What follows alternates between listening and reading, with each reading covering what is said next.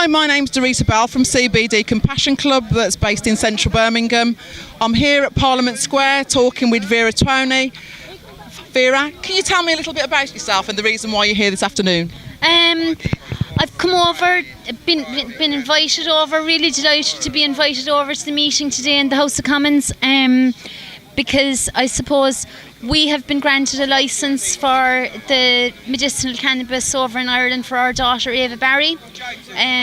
She has a condition called Dravet syndrome, which meant that it's essentially intractable drug-resistant epilepsy. So for several years we were going through many different kinds of anti-epilepsy medications, which all unfortunately failed to control Eva's seizures.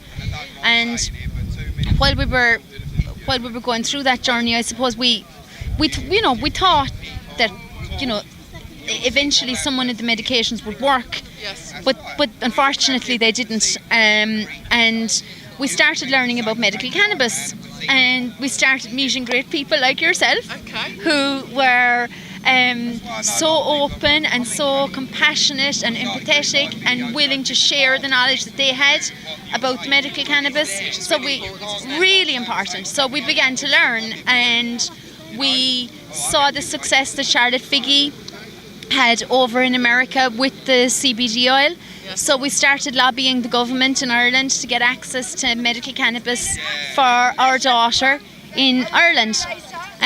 Unfortunately, we met with tremendous resistance in the Republic of Ireland regarding getting medical CBD and THC prescribed for our daughter. So after, I suppose, 2 years, a lot of what turned into a large campaign for Eva, which was supported by the Irish people and many people over in Britain as well. We had to leave Ireland. We essentially were like, I suppose what they say, medical refugees going over to Holland to get access to medical CBD and THC for our daughter. We met wonderful paediatric neurologists over there who were open and had the experience and had already treated other patients with medical cannabis, and now our daughter is seizure free. Fantastic news. I mean, it's not a cure, and I wouldn't say to anybody, that Eva's Dravet syndrome is cured, but what we've got is seizure control, and she's got space, and she's able to go to school, she's sleeping better, she's got a better appetite, and she's happy, and the pain is gone. Which is the main thing, isn't it? It's the main thing, and I think the thing is that, people in the cannabis community were so responsible for us being able to learn, and was so willing to share the knowledge that they had about cannabis, that I think it's really important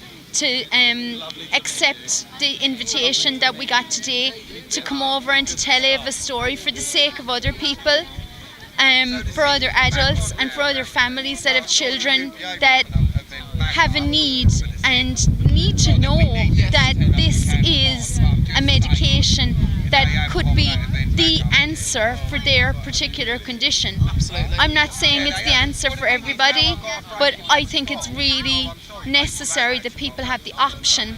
And I think it's really necessary that, there's legislation brought forward for medical cannabis in Great Britain and Ireland, because we're in the dark without medical cannabis. Absolutely. It has, isn't it? It has to be brought into the light. It has to be legalised so that the consultants don't have the excuse of saying, I know nothing about it.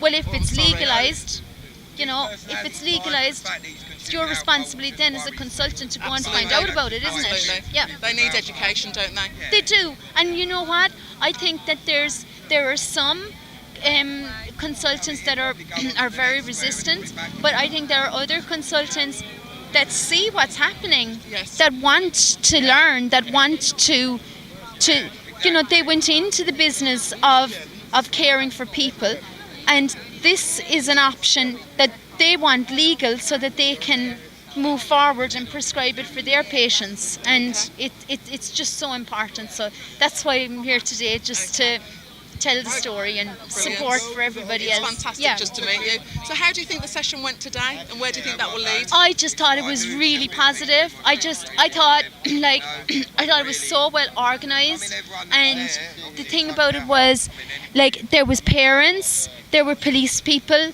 there were politicians, there were doctors, there were nurses. And everybody was there talking about it, and everybody was there listening to each other. Yes. And I just think if people listen to each other, if we work together, as opposed to against each other. It's the time is gone now for working against each other. The time is gone for talking about medical cannabis being dangerous. Medical cannabis is not dangerous. I have seen the people over in the Transvaal pharmacy in The Hague, where Ava's medication is prescribed from. I've seen the pride with which they talk about their oils, and the professionalism, and that's what's out there. There's no danger. So it's time for the stigma to be removed, and it's time for us to come back, kind of, come into the light. That's what we need to do. Yeah. Okay. Thank you very much, Vera. It was brilliant talking to you today. Brilliant talking to you. And have a safe journey back. With the help, we will. Bye-bye.